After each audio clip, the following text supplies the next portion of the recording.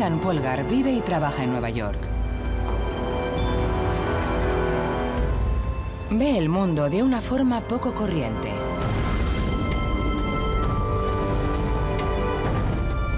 Susan tiene el cerebro de un genio, adaptado perfectamente a la única obsesión de toda su vida.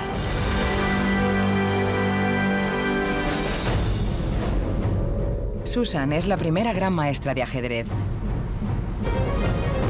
pero no nació con el cerebro brillante que tiene ahora. Su cerebro es el producto de una infancia extraordinaria. Susan es la prueba viviente de una increíble teoría, que es posible convertir a cualquier niño en un genio. Cerebros asombrosos. Conviérteme en un genio.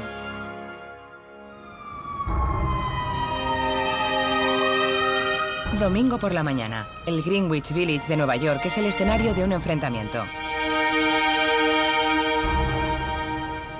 Con las blancas, Susan Polgar.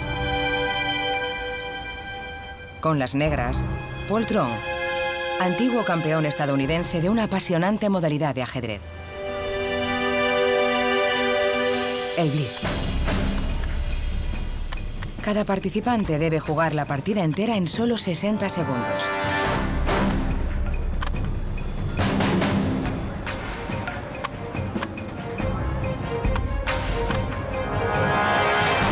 Es una demostración a gran velocidad de dos genios jugando al ajedrez. Controlas totalmente tu propio destino. Es tu cerebro contra el de tu adversario. Comprendiendo el brillante cerebro de Susan, podemos desentrañar el potencial del nuestro.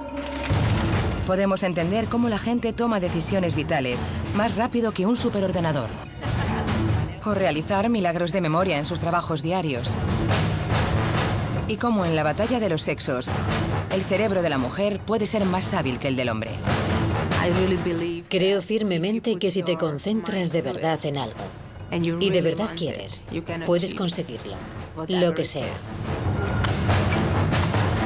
El cerebro de Susan es una fuerza imparable. Y a su rival se le ha terminado el tiempo. La última de una larga lista de distinguidas víctimas.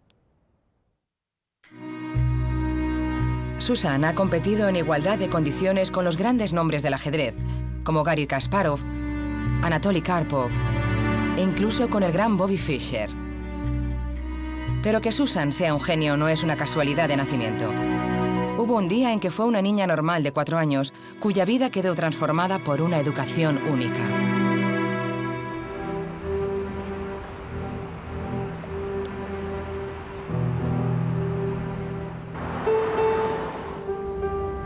Susan Polgar creció en un mundo alejado de la ciudad de Nueva York.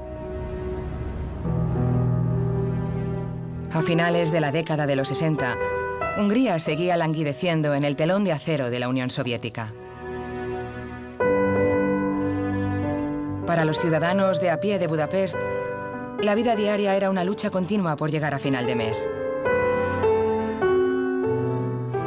La futura reina del ajedrez apenas era una princesa recién nacida. Esta es la calle en la que nací, donde viví los 10 primeros años de mi vida. Sí, vaya, la casa sigue aquí. La parte más cercana que veis era mi habitación, que es donde aprendí a jugar al ajedrez. Y la siguiente habitación era donde dormían mis padres, que también era una especie de salita. Me trae muchos recuerdos.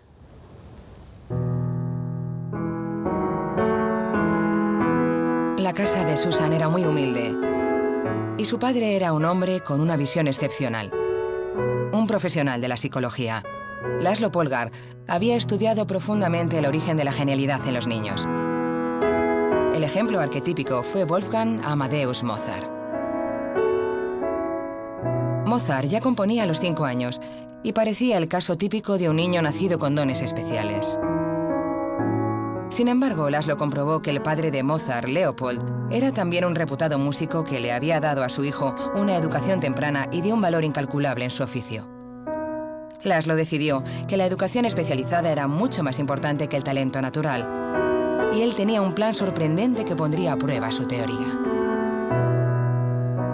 Cuando Zsuzsa, o Susan, nació en abril de 1969, el experimento de la familia Polgar ya estaba en marcha.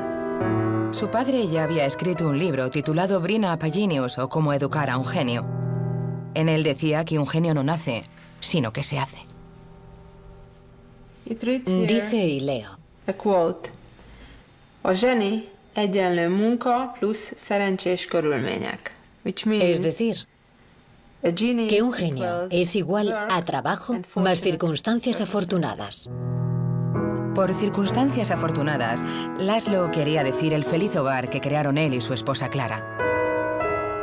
Y el trabajo duro quedó garantizado con la educación que él mismo le dio a Susan en casa. Mi padre creía que el potencial de la mayoría de los niños no se usa de forma óptima. Creía que yo no iba a sacar mucho provecho yendo al colegio todos los días.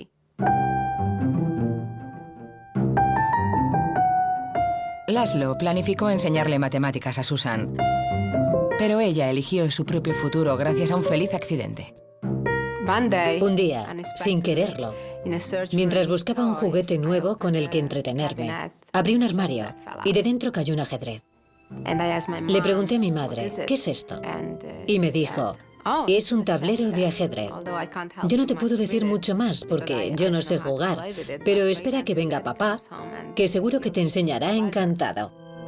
No había antecedentes de brillantes jugadores de ajedrez en la familia Polgar. El propio Laszlo era meramente un aficionado.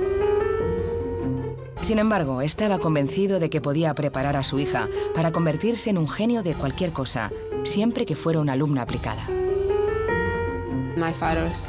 Mi padre cree firmemente que podía haber sido cualquier otro campo y que habrían servido los mismos métodos.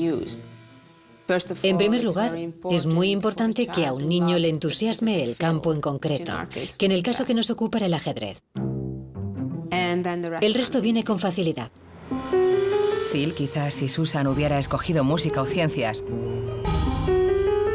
Pero dedicar su infancia al ajedrez dificultaba mucho más la búsqueda de la genialidad, por una razón.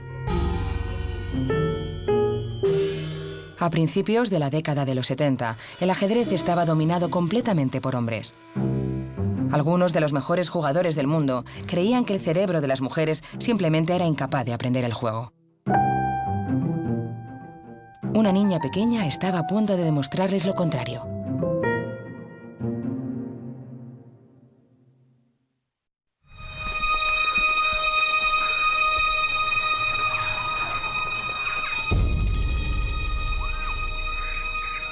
Estos son los jardines del Palacio de Blenheim en Oxfordshire. Aquí se encuentra uno de los laberintos de setos más grandes del mundo. Este tipo de problemas de orientación es un conocido campo de batalla de los sexos. Los hombres nunca preguntan direcciones.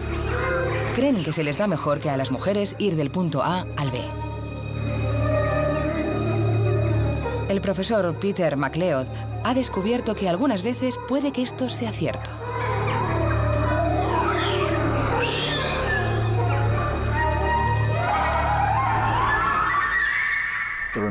Hay muchos estereotipos sobre las diferencias entre la forma que tienen hombres y mujeres de solucionar los problemas.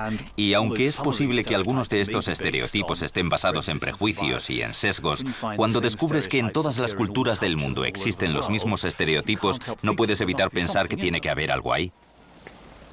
10 niños y 10 niñas intentan llegar a la estatua que se encuentra en el centro del laberinto. Pero el primer objetivo es un puente de madera que ofrece una perspectiva de todo el trazado. Aquí es donde MacLeod y sus corredores del laberinto contrastan opiniones. ¿Qué tal? Es muy difícil. ¿Sí? ¿Reconoces algo? Bueno, ¿En qué zonas has estado? fui por el lateral, por la parte que está en zigzag. Vale. Y después por aquí. Me acuerdo de la mayoría de giros que he hecho. Los chicos parecen estar centrándose en lo general. Recuerdan con claridad dónde han estado y a dónde tienen que ir. Solo intento seguir en esa dirección. O al menos creen que lo hacen. Ahora a la derecha. No, a la izquierda. Dios mío, ¿por qué? El cerebro humano tiene dos hemisferios, izquierdo y derecho. La mayor parte de nuestro pensamiento se concentra en una fina capa exterior de cada uno de ellos, llamada córtex. Sin embargo, en los varones el córtex es más grueso en el hemisferio derecho, lo que significa que son mejores en el pensamiento espacial. Es decir, que se cree que los chicos utilizan una estrategia muy espacial. Crean una imagen mental de todo el laberinto y la utilizan como si fuera un mapa. Después toman, por ejemplo, un punto de referencia como el Sol para averiguar dónde se encuentran. Y girando sus mapas mentales, son capaces de decidir qué camino coger a continuación. Es decir, que los chicos son más conscientes del espacio y se orientan con más claridad sobre en qué lugar se encuentran de todo el laberinto. Bien, vamos a probar. A la derecha. ¿Pero las chicas piensan de la misma forma? Si tuvieras que dibujar un mapa del laberinto cuando salieras, ¿podrías hacerlo? No. No. ¿Qué crees que podrías recordar cuando salieras? Probablemente la zona con todos los círculos, en la que vas de círculo a círculo. Ah, entonces sí puedes recordar el aspecto de los círculos. Sí. A las niñas les interesa menos lo general. Ellas se concentran en detalles más concretos. Ahora ya sé por dónde ir. Porque cuando salgo de esos círculos... Usan los setos circulares muy característicos como puntos de referencia. Al igual que los niños, las niñas también usan sus hemisferios derechos para orientarse. En las chicas, el cuerpo calloso que conecta las dos mitades del cerebro está mejor desarrollado. Es decir, que las niñas también dependen del hemisferio izquierdo, que es muy bueno en el razonamiento verbal. En lugar de centrarse en todo el laberinto, ellas se centran en los rasgos que pueden describir con palabras, como setos circulares. Las niñas se orientan siguiendo una serie de direcciones, van de punto de referencia a punto de referencia. Pero sin un mapa general del laberinto, es fácil perder de vista esos puntos y perderse. Esto es imposible. Este laberinto en concreto podría favorecer a los niños porque no tiene muchos rasgos visuales obvios. Todos los setos son iguales. Hay varias formas, pero no hay puntos claros que puedas recordar. En este tipo de laberinto, los científicos siempre descubren que los primeros en salir son los niños, que utilizan sus mapas mentales. Sí, lo conseguí. En los laberintos con puntos de referencia más destacados, las chicas son las que se llevan los laureles. Sin embargo, hoy tienen que conformarse con un segundo lugar. Lo encontré.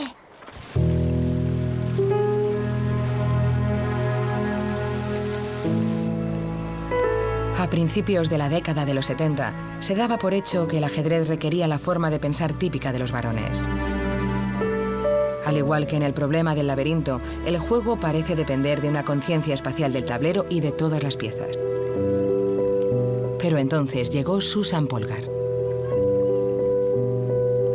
Cuando no era más que una niña, su padre se propuso demostrar que las diferencias de género en el cerebro no eran importantes. Estoy totalmente de acuerdo con que hay diferencias en el cerebro.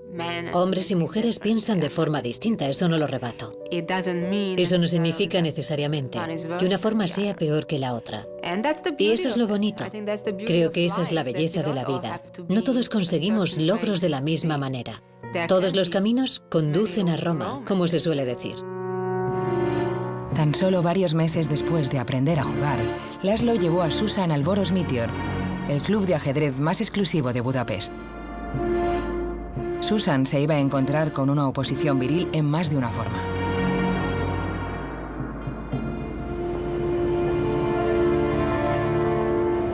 Vaya, hacía más de 15 años que no entraba aquí. Y aquella fue la primera vez que entré en un club de ajedrez.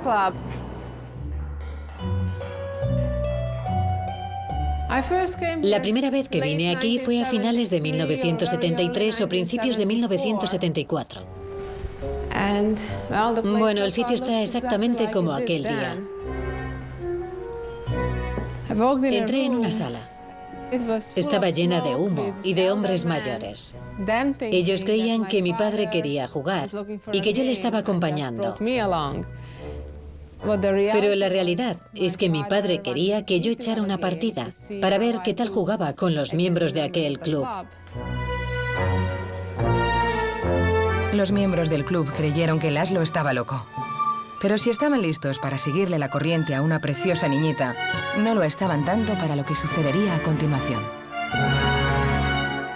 Susan empezó a hacer lo que ha hecho toda la vida: derrotar a los hombres jugando al ajedrez. Después de ganarles, tenía un montón de chicos quejándose. Uno decía, es que no he dormido bien. Otro decía, estaba enfermo. Y otro, me dolía el estómago. Era como estar en el plató de una comedia. Yo dije en broma, nunca le he ganado a un hombre que no estuviera enfermo. El único hombre que no se había sorprendido era Laszlo Polgar. Estaba construyendo la preparación de Susan alrededor de una destreza mental que no dependía ni del hemisferio izquierdo ni del derecho. Las chicas podían ser tan buenas como los chicos, y en poco tiempo, Susan estaba ganando a los hombres literalmente con los ojos cerrados.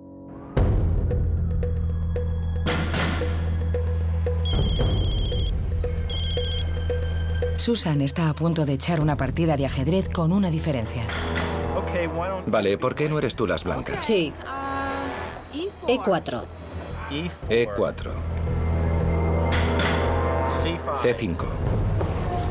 Caballo a C3.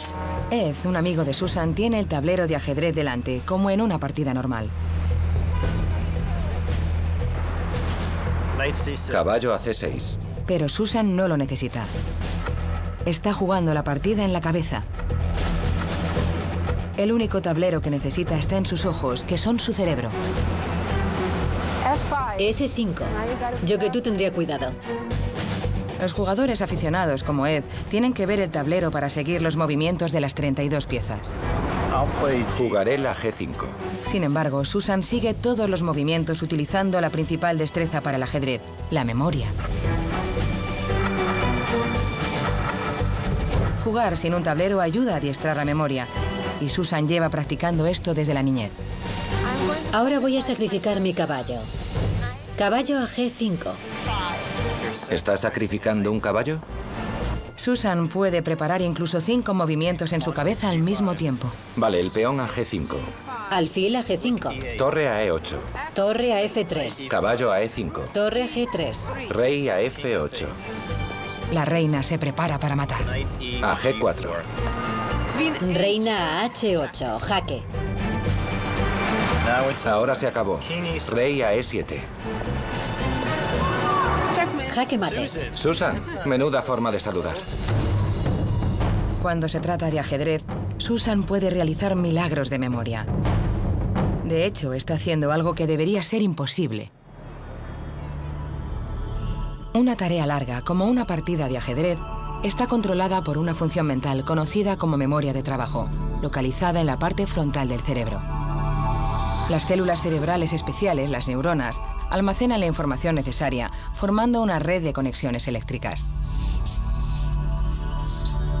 Pero estas conexiones se apagan en cuestión de segundos, así que la memoria de trabajo es limitada. Es como un bloc de notas temporal en el que solo se pueden almacenar 7 unidades de información.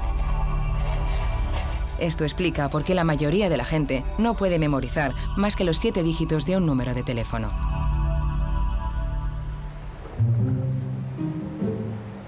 ¿Pero tan buena es la memoria de trabajo de Susan? Estamos en Thompson Street, en Nueva York. Aquí se encuentra una de las cafeterías de ajedrez al aire libre de la ciudad. Estamos a punto de realizar una prueba de memoria a Susan. ¿Será capaz de memorizar todas las figuras y todos los peones de este diagrama? Son 28 unidades de información. Para complicar las cosas aún más, hemos pegado el diagrama a un lateral de una furgoneta de reparto que pasa a toda velocidad. Solo dispondrá de 3 segundos para observar el diagrama. Pero atención. La memoria de trabajo de Susan está haciendo horas extras. Ha hecho una copia exacta.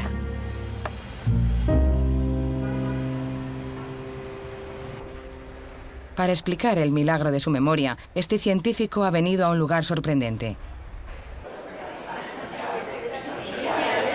Los comensales de este restaurante de Londres no lo saben, pero sus mesas están siendo vigiladas. Empieza a preguntar los pedidos empezando en el sentido contrario a las agujas del reloj. El psicólogo Anders Ericsson ha pasado casi 30 años estudiando memorias fuera de lo normal y no siempre de grandes maestros de ajedrez. Nos hemos ido interesando cada vez más en los hechos del día a día de un experto, en alguien que puede hacer algo extraordinario. Espera una brillante actuación de un camarero español, Vicente Sancho. Creo que tengo buena memoria. Tengo la memoria de mi abuela. Buenas tardes. ¿Ya saben qué van a tomar? Sí. Bien. Para mí, vodka arándanos, por favor. Y después tomaré risotto con chipirones. Risotto. Están pidiendo las bebidas y también la comida. Esto va a suponer todo un reto para él. ¿Tiene cerveza? Solo Tiger. Vale, entonces empezaré con los gnocchi con castañas. Al igual que Susan, la memoria de trabajo de Vicente tiene que asimilar una gran cantidad de información. Pero él nunca toma nota de nada. ¿Podría empezar con chipirones salteados, por favor? Y esta mesa va a pedir muchos platos. Bien, risotto. ¿Algo más? Caponata. Caponata, sí. No muy hecho. No muy hecho. Yo risotto negro. Risotto negro. Y después tomaré los gnocchi. La pregunta es, ¿cuántos platos podrá almacenar en su memoria de trabajo? A ver, vodka arándanos, arroz negro y filete. Tiger con los gnocchi y el bistec poco hecho. Arroz negro, rape y gin tonic. Cerveza Tiger. Al parecer, Vicente puede recordar mucho más que 7 pedidos. Pinot Grigio con foie gras y filete no muy hecho. Vaya. Las copas de Sauvignon, Petit Bourgeois, el risotto negro y el rape. Para la señora una copa de Pinot Grigio, gnocchi, John Dory y un par de botellas de agua para la mesa. Eso es, muchas gracias. De nada. En total, 23 pedidos. Impresionante. Al igual que Susan, Vicente parece superar los límites normales de la memoria de trabajo. Y el filete no muy hecho. ¿Pero cómo lo hace? Vincent, ha sido impresionante. De verdad, quiero entender cómo lo hacías.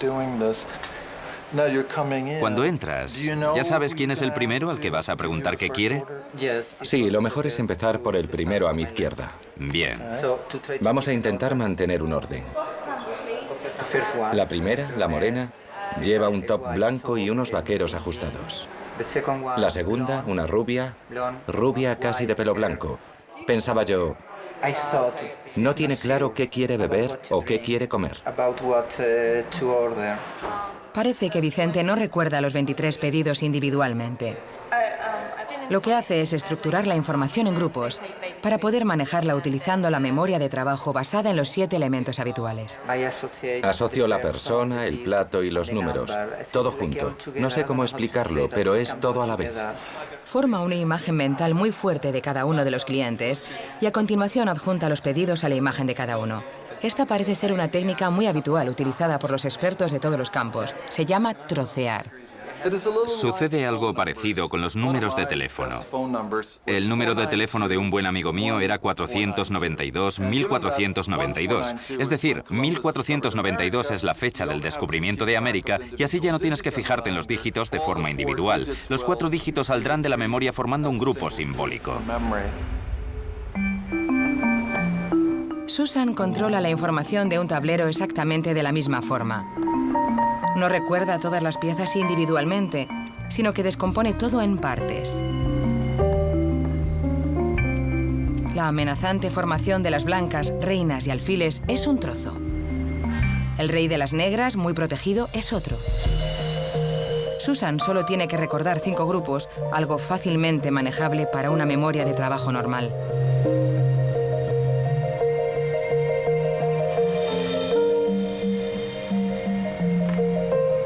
Pero sin trocear la información, su memoria no es mejor que la de otra persona. Aquí tenemos una prueba. En el diagrama de ajedrez al otro lado de la furgoneta, alguien que no sabe jugar al ajedrez ha colocado las piezas de forma aleatoria. Es decir, que esta vez no hay porciones reconocibles. Ahora Susan intenta recordar 24 piezas individuales y no es capaz de hacerlo. Todas las piezas están en posiciones aleatorias. Es mucho más difícil de recordar, sobre todo en tan poco tiempo. Pero ¿cómo puede Susan reconocer las porciones en el ajedrez? Son amigos de toda la vida. Son recuerdos que le fueron implantados en su cerebro durante su extraordinaria niñez.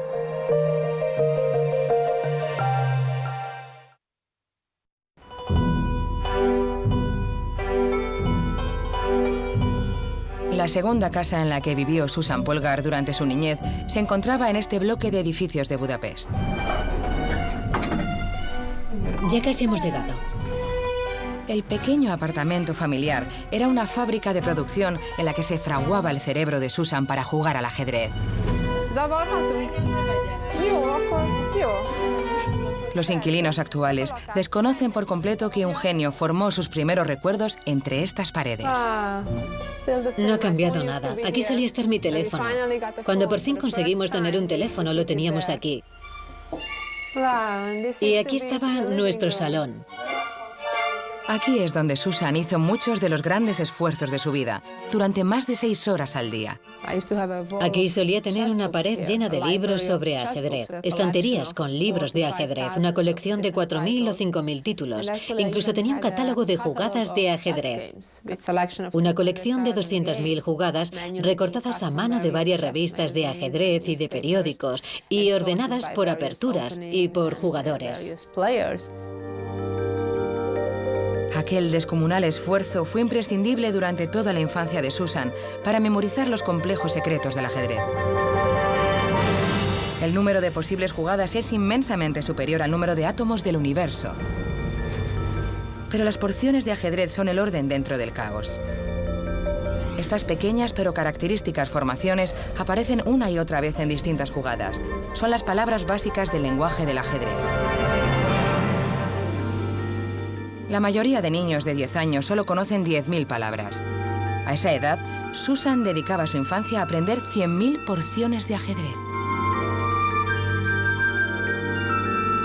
Aquel proceso transformaría físicamente su cerebro. Con una repetición constante, la información pasa de la memoria de trabajo a la memoria a largo plazo. La memoria de trabajo solo dura unos segundos hasta que se apagan las conexiones eléctricas entre neuronas. Pero en la memoria a largo plazo, la repetición de estas corrientes estimula a las neuronas para formar conexiones nuevas y permanentes. La información memorizada ahora ha quedado integrada y puede durar para toda la vida. Como cualquier persona, la memoria a largo plazo de Susan es un almacén de caras familiares y de experiencias vitales. Pero ahora, las porciones de ajedrez también han quedado grabadas indeleblemente en su cerebro.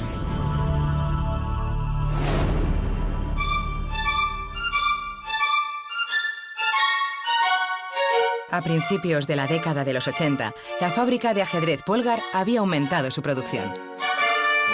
Las dos hermanas pequeñas de Susan, Sofía y Judith, eran las siguientes a la línea de ensamblaje de genios. Y en pocos años, la familia estaría preparada para asaltar el mundo del ajedrez inesperadamente. A los 15 años, Susan ya era la chica que estaba más alto en el ranking de jugadores del mundo. En el Abierto de Nueva York de 1985, Susan causó sensación al derrotar a un gran maestro por primera vez. En 1989, Judith, de 12 años, consiguió mantener una racha de 8 competiciones seguidas. A los 14 años, Sofía dio una paliza a 4 grandes maestros, logrando uno de los más importantes resultados del torneo de todos los tiempos. Viéndolas sentadas delante de los tableros, tuve de repente una sensación que nunca había tenido viendo a mujeres jugar al ajedrez. Susan sigue teniendo una gran presencia al tablero.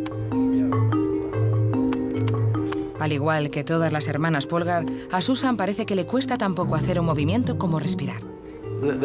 Parecía haber una línea directa entre sus cerebros y los dedos, y de ahí a la pieza, así de fácil. Pero debería trascender la capacidad de un cerebro humano elegir el mejor movimiento. Existen aproximadamente 4.000 millones de posibilidades solo para los próximos 3 movimientos. Este es el cálculo que únicamente puede realizar un superordenador. Entonces, ¿cómo es posible que Susan pueda mover a una velocidad tan increíble? Para Hurston, la única explicación es que su cerebro está utilizando una destreza muy humana. Solemos colmar de alabanzas la capacidad de cálculo de la gente, pero incluyendo todo tipo de capacidades mentales que son totalmente intuitivas. La intuición suena más a magia que a ciencia. Sin embargo, Hurston cree que es una destreza especial que muestran expertos en todos los campos y que es posible explicar.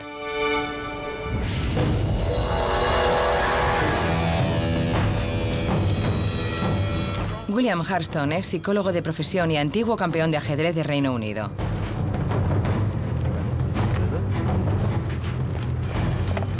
No es tan malo como me temía. Pero hoy va a empezar de cero. Será aprendiz de bombero.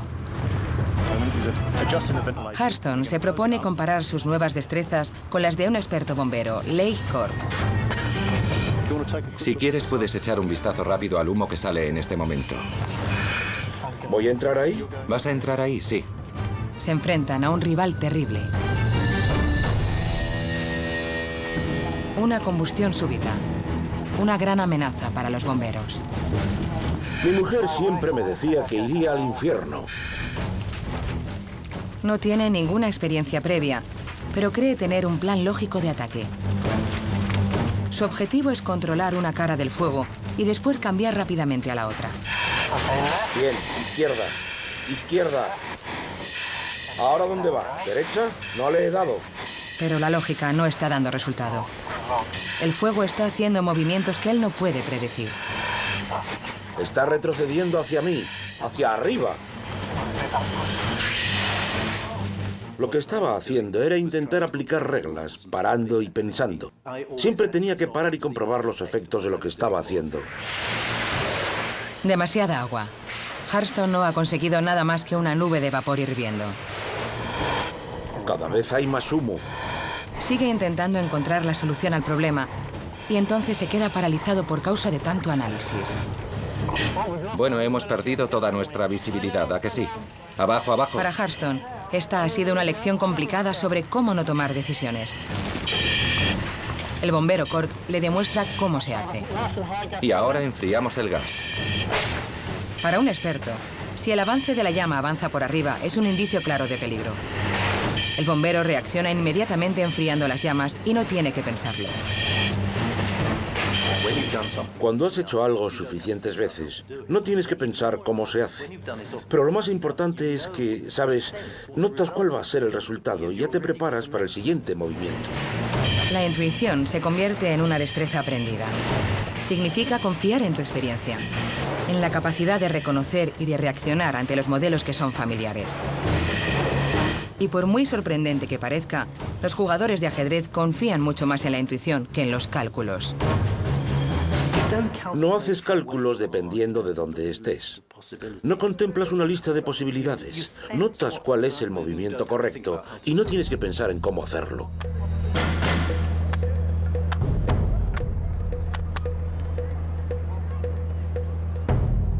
Un aficionado pierde un tiempo precioso pensando todos sus posibles movimientos. Sin embargo, un gran maestro puede hacer el mejor movimiento sin ni siquiera pensarlo. Tengo que confiar en mis instintos, en mi intuición. Y eso viene a ser sinónimo de reconocer los modelos, todas sus posiciones, cuál es mi primer instinto, es decir, cuál es el mejor movimiento. Es casi como suponer, pero es como hacer una suposición inteligente, basándote en anteriores partidas y experiencias. Susan adivina los movimientos de su rival antes de que él los realice. Preston Lasker tiene la sensación de que le está leyendo la mente.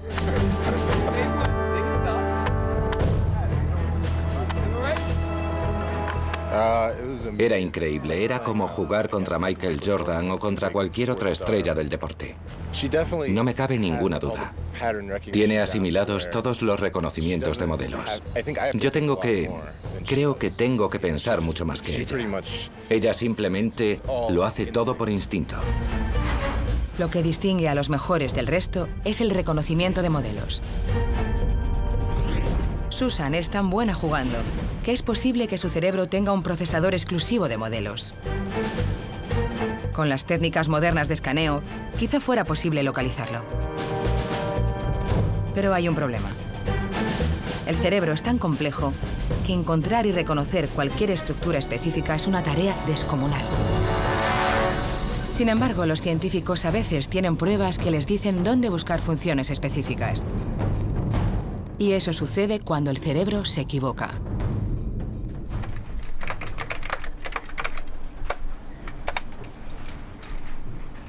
Como ayudante de editor de The Times, Mary-Ann Seahart está en lo más alto del periodismo británico. Sin embargo, no es capaz de reconocer algunos de los modelos más familiares que existen.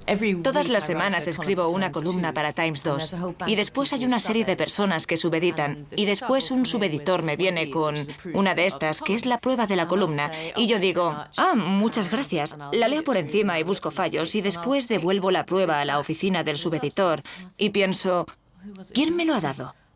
No me acuerdo. Mary-Ann sufre prosopagnosia, conocida comúnmente como ceguera facial. A veces encontrar a un compañero que está muy cerca puede resultar casi imposible. Digamos que pasas caminando de puntillas, casi a escondidas, mirando la pantalla de todo el mundo para ver si tienen tu columna en la pantalla. Mary-Ann sabe que está buscando una cara.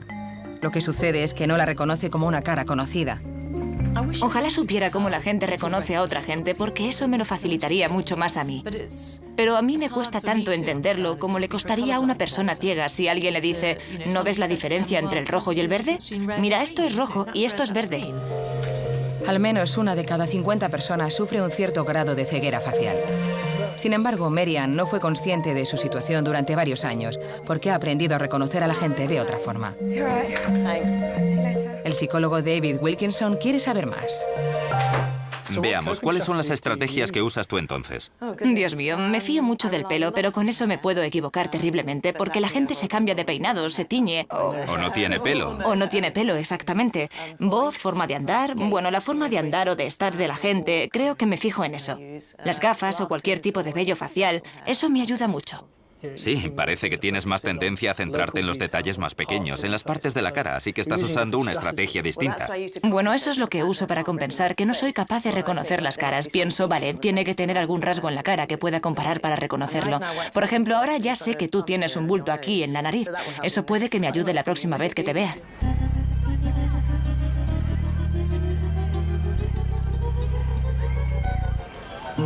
Para poner a prueba la estrategia de Mary-Ann, le hemos pedido que lleve a su hija a patinar y que busque cualquier cara que le resulte familiar.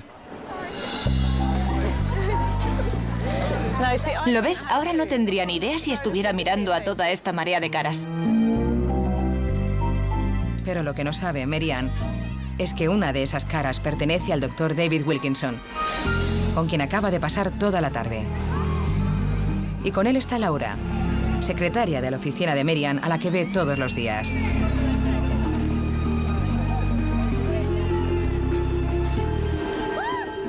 A una cierta distancia, Mary-Ann no es capaz de captar ningún detalle útil. Quizá si se acercaran un poco más. No son madre e hija, ¿verdad? No. Wilkinson prueba ahora a quitarse el sombrero. Al final recurre a un poco de psicología cómica. Oh, Dios, ¿está usted bien? No me lo puedo creer.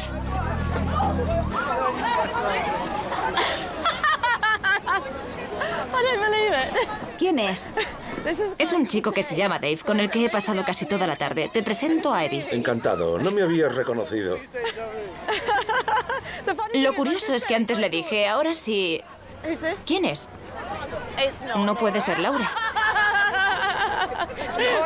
Y aún así, hasta que tuve tu cara delante de la mía, no te vi el bulto ese de la nariz. Los escaneos de cerebros de personas como Merian han desvelado daños en la estructura específica que es responsable del reconocimiento de la cara. Lo que se conoce como área fusiforme facial está en la parte de atrás del cerebro, donde se empieza a procesar la información que entra por los ojos. Un cerebro normal evalúa rápidamente cualquier cara nueva por sus proporciones diferenciadoras de ojos, nariz y boca. A continuación, busca una correspondencia entre todas las caras familiares almacenadas en la memoria a largo plazo. Todo el proceso se completa a la velocidad del rayo. Podemos reconocer a gente a la que hemos conocido antes aproximadamente en 100 milisegundos. Se trata de reconocer modelos. Es posible ver la analogía con un tablero de ajedrez donde, una vez más, hay que reconocer las piezas individuales.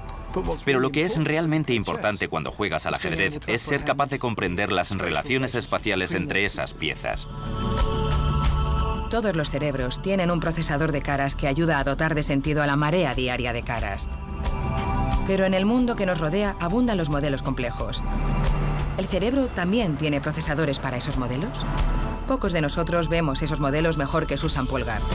Por eso vamos a someter a esta gran maestra del ajedrez a un escáner para descubrir exactamente qué es lo que hace que su brillante cerebro sea único.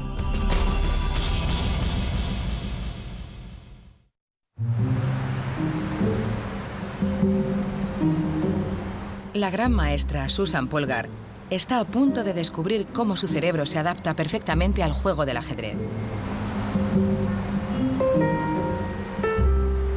Ha venido a conocer a la profesora Joy Hirsch de la Universidad de Columbia, una gran experta en técnicas de imágenes de caras.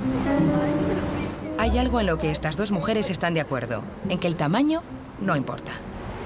El cerebro de la mujer es un poco más pequeño que el cerebro del hombre en general, y sabemos que no hay diferencia en nuestra inteligencia. En absoluto, estoy de acuerdo con eso. Hirsch va a escanear el cerebro de Susan utilizando una MRI, o resonancia magnética nuclear.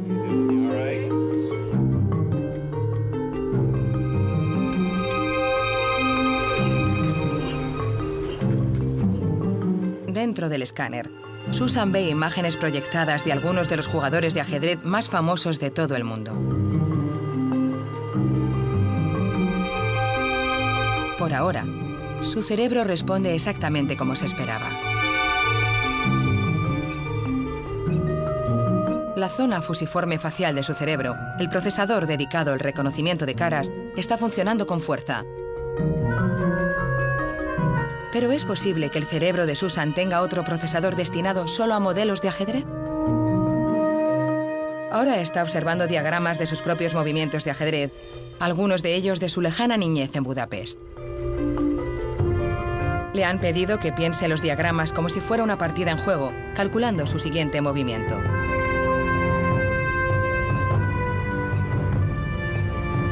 Estos son los primeros escáneres del cerebro de un campeón mundial mientras juega al ajedrez. Pero la comparación con el escáner de reconocimiento de cara nos lleva a un descubrimiento destacado. Aquí tenemos la base del cerebro, en 4 secciones, y fíjate en estas 2 zonas. Esta es la zona fusiforme facial. Susan utiliza exactamente la misma zona de su cerebro, tanto para las caras como para el ajedrez. En tu caso, no podemos diferenciar una zona de caras de una zona del ajedrez. Son idénticas. Sorprendentemente, el cerebro de Susan ha secuestrado la zona fusiforme facial y la ha adaptado al ajedrez. En lugar de caras, compara las posiciones nuevas de ajedrez con la inmensa librería de partidas almacenadas en su memoria a largo plazo. Susan es capaz de reconocer una jugada familiar en solo 0,8 segundos, casi tan rápido como la cara de un antiguo amigo.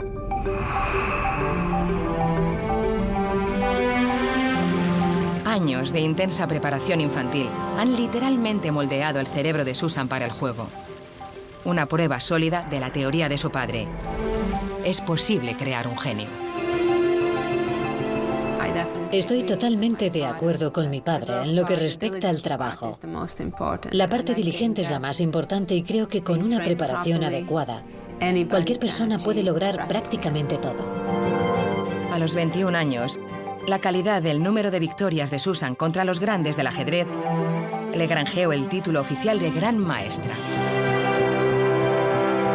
La primera mujer entre cerca de 600 hombres.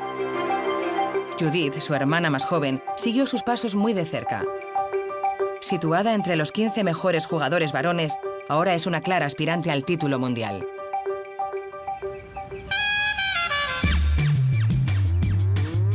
Pero hay una novedad más en la historia de la familia Polgar. Este lugar de vacaciones en Florida es el entorno poco probable para el campeonato estadounidense para escolares. Inspirándose en las hermanas Polgar, ahora las chicas compiten al mismo nivel que los chicos. Pero la atención de Susan está concentrada en el tenso enfrentamiento final para los alumnos de 7 años de segundo grado. Yad Peshat lucha por el título contra el hijo de Susan, Tommy. Es un luchador y está acostumbrado a jugar partidas largas. Cruzo los dedos y espero que todo termine bien. Liam, de 6 años, era el siguiente. Susan se mantiene a una distancia discreta, acostumbrándose a un nuevo tipo de tensión. Mamá de un ajedrecista. Gané. He quedado primero. Jugó bien hasta el final. Y después se lió un poco. Se metió en un jaque mate. Y ahora soy el campeón de Estados Unidos. El campeón nacional, con 6,5 puntos, es Tom Polgar. Si quieren ser grandes maestros, Tommy y Liam tienen que empezar a pensar en una preparación a fondo. Pero deberían prepararse para esforzarse al máximo. Mañana iremos a Disney y nos lo vamos a pasar muy bien. Y después, cuando termine el torneo, entonces ya nos meteremos en profundidad en el análisis de las partidas, en dónde se cometieron los fallos y en cómo mejorarlos. ¿Estamos ante 2 nuevos genios en proceso?